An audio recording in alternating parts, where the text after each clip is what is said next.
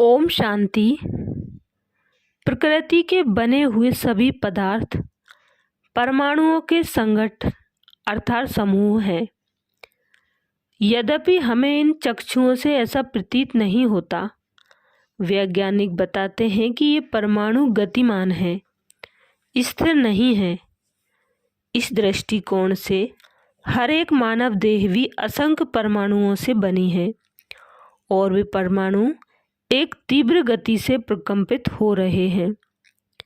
यूं परमाणु स्वयं भी अपने से सूक्ष्म इलेक्ट्रॉन, प्रोटॉन, न्यूट्रॉन आदि अंशों से बने हैं, परंतु हम मोटे तौर पर यही मान लेते हैं कि जितने भी शरीर हैं वे अनगिनत परमाणुओं के ही बने हुए हैं। श्री कृष्ण, बुद्ध, ईसा आदि जितने भी महान व्यक्ति हुए हैं वे भी इस नियम का अपवाद नहीं हैं। उनके शरीर भी हमारी देह की भांति परमाणुओं के संघट थे। देखने का तो शरीर की एक ही अविच्छिन्न सत्ता दिखाई देती है, परंतु वास्तव में यह छिछला सा है और परमाणुओं के बीच असंख्य अत्यंत न्यून रिक्त स्थान है तथा ये परमाणु गतिमान है।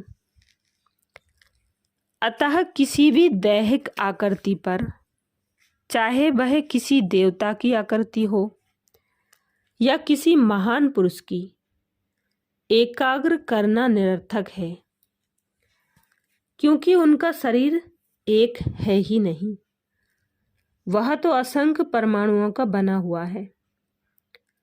पुनश्च वे परमाणु तो स्वयं भी अस्थिर हैं, चंचल हैं, गतिमान हैं। अतः जो चंचल हैं उन अनेक पर मन की एकाग्रता कैसी? इसके अतिरिक्त हमें यह भी ध्यान रखना चाहिए कि प्रकृति के बनाए गए सभी पदार्थ परिवर्तनशील हैं। वे क्षण क्षण, पल पल घटते बढ़ते या बदलते टूटते रहते हैं। वे सभी नश्वर हैं।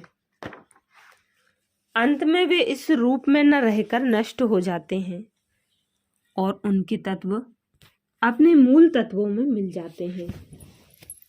आज किसी शिशु का शरीर छोटा है तो 1 वर्ष बाद वह बड़ा हो जाएगा। आज यदि कोई देह पतली है तो 2 वर्ष में मोटी भी हो सकती है। इस प्रकार जो सदा परिवर्तनशील है और आखिर नश्वर भी है, उसे आधार बनाकर योग साधने का क्या अर्थ है? योग तो मन के स्थैर्य का अथवा बुद्धि का अपने लक्ष्य में स्थिरता का नाम है। अतः योग तो उससे लगाना चाहिए जो स्वयं स्थिर हो, वरना परिवर्तनशील, परिणामी और नश्वर सत्ता से योग लगाना तो विपरीत कार्य करना है। फिर देखने की एक बात यह भी है कि प्रकृति के गुण तो अलग हैं, परमात्मा के अलग। प्रकृति ना तो चेतन है, न शांति एवं आनंद की सागर। वह तो चेतन प्रभु की दासी है, वह तो सभी ईश्वरीय गुणों से रहित है।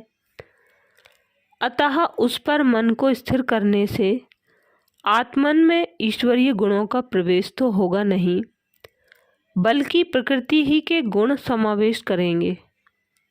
अतः हमारे लिए यही श्रेयस्कर है कि हम परमपिता परमात्मा ही से अपने मन का नाता जोड़ें। यही सही ईश्वरीय राजयोग की विशेषता है।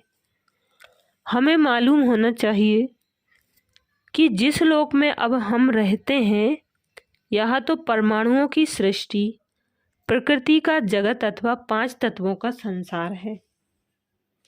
यह स्वयं परमात्मा का परिवर्तित रूप नहीं है, ना ही यह भ्रांति है कि, बल्कि इसकी अपनी सत्ता परमात्मा से अलग है। इसमें कि सभी जीव प्राणियों के देह रूप कलेवर नश्वर हैं। अतः योग अभ्यास में हमें इस संसार की किसी भी चीज को याद नहीं करना है, बल्कि उस परमाणुमय जगत को भुलाकर हमें तो ब्रह्मलोक के वासी चेतन परमात्मा ही की मधुर स्मृति में मन को समाहित करना है। परमात्मा स्वयं भी एक अनादि अनश्वर दिव्य ज्योतिर्मय परमाणु सम है। उन पर मन टिकाने से हमें ईश्वरीय शक्ति, आनंद, शांति एवं गुणों का संचार होगा और वही योग की श्रेष्ठ प्राप्ति है। ओम शांति।